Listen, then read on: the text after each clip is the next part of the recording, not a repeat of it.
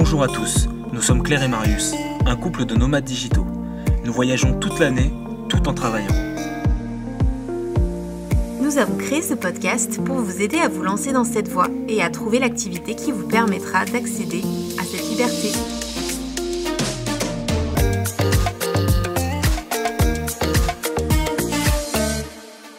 Bienvenue dans le premier épisode de ce nouveau podcast « Devenir nomade digital ». Donc moi je m'appelle Claire et je suis moi-même nomade digital. Donc moi c'est Marius, comme vous avez pu l'entendre dans l'intro. Avec Claire ça fait 2 ans maintenant qu'on est en couple, un peu plus même, et ça coïncide un peu avec le début de notre vie de nomade, puisqu'on est parti assez rapidement après s'être rencontrés à la découverte du monde.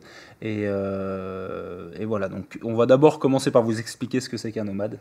Voilà, tout à fait. C'est sûr qu'on reçoit beaucoup de questions, de demandes de précision sur quel est notre métier, notamment quel est le métier de digital nomade. Donc on le verra, mais digital nomade, c'est pas vraiment un métier. En fait, être nomade digital, c'est le fait de travailler à distance, donc depuis son ordinateur, et de profiter de ce mode de travail pour voyager, alors que ce soit ponctuellement ou alors carrément toute l'année, de pays en pays, par exemple. C'est vrai que donc, nous, c'est ce qu'on a fait, tout simplement depuis le début. On est parti, on a fait des petits voyages donc, dans des pays comme le Maroc. On est parti en Allemagne, à Berlin pendant quelques semaines. On est allé en Turquie, en Malaisie, en Chine. Ça, c'est des petits voyages. Mais on a surtout fait un gros voyage en Indonésie et plus précisément à Bali, où on est resté presque 3 mois. Et ça nous a permis de vivre vraiment la vie de nomade au quotidien pendant une période assez longue. Et on retente l'expérience maintenant puisqu'on est... On est au Mexique, plus précisément à Playa del Carmen. Ouais. Donc c'est vrai que c'est une ville notamment qui est très prisée des nomades digitaux, avec beaucoup de coworking, de co-living. On vous expliquera un petit peu tout ça. Tous les termes, ouais. Voilà, et puis aussi quels sont les critères surtout pour choisir une ville plutôt qu'une autre lorsqu'on est nomade. Bon, le mieux, je pense que c'est qu'on se présente, comme ça vous aurez une idée plus précise un peu de ce qu'on fait dans la vie et de pourquoi on a choisi ce mode de vie. Donc moi, j'ai 31 ans, je suis actuellement community manager dans un cabinet de recrutement qui est basé en Haute-Savoie. Il faut savoir que nous, on est originaire de Savoie, à la base de la ville de Chambéry. Et voilà, je fais ça depuis quelques mois, depuis le début de l'année 2020. Mais avant ça, j'ai pas vraiment suivi de parcours typique, c'est-à-dire que j'ai arrêté l'école très tôt, à 16 ans. J'ai fait une formation de graphiste très rapidement, mais qui m'a pas beaucoup servi dans les années suivantes, puisque j'ai enchaîné les boulots divers, vraiment où il fallait du présentiel, ce qui n'est pas possible quand on est nomade, et notamment beaucoup de ventes en magasin. Et j'ai choisi de revenir vers ma première passion, qui est le digital, et d'en faire mon métier. Voilà, donc c'est un parcours assez classique, mais Claire a un parcours bien différent qu'elle va vous expliquer. C'est vrai que c'est intéressant parce qu'on a vraiment des parcours complémentaires, différents, et on veut justement aussi vous montrer que quelle que soit votre expérience, votre parcours, il y a énormément de possibilités pour devenir nomade digital.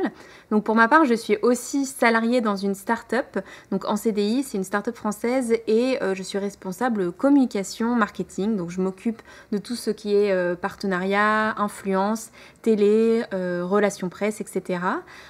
Ça fait bientôt 2 ans que je suis dans cette entreprise et j'ai un parcours plutôt classique en école de commerce, voilà, avec une spécialisation marketing, mais encore une fois, vraiment, faire de longues études n'est pas indispensable, on en reparlera, mais comme disait Marius, il y a aujourd'hui des formations qui existent très courtes et qui vont vous permettre d'accéder à des métiers purement digitaux.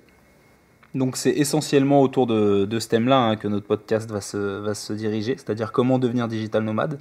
Donc on va aborder tout un tas de sujets divers, comme les économies lorsqu'on voyage, le budget qu'il faut.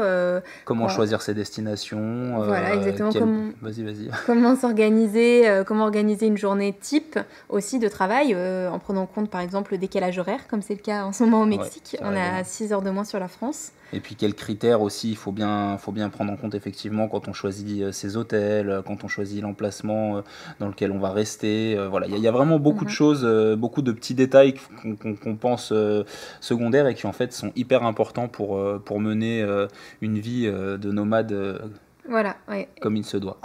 C'est ça. Et du coup, dans le deuxième podcast, on va directement rentrer dans le vif du sujet. Et on parlera des formes pour être nomade digital, donc les différents statuts que vous pouvez adopter pour voir un petit peu justement s'il y en a un auquel vous identifiez.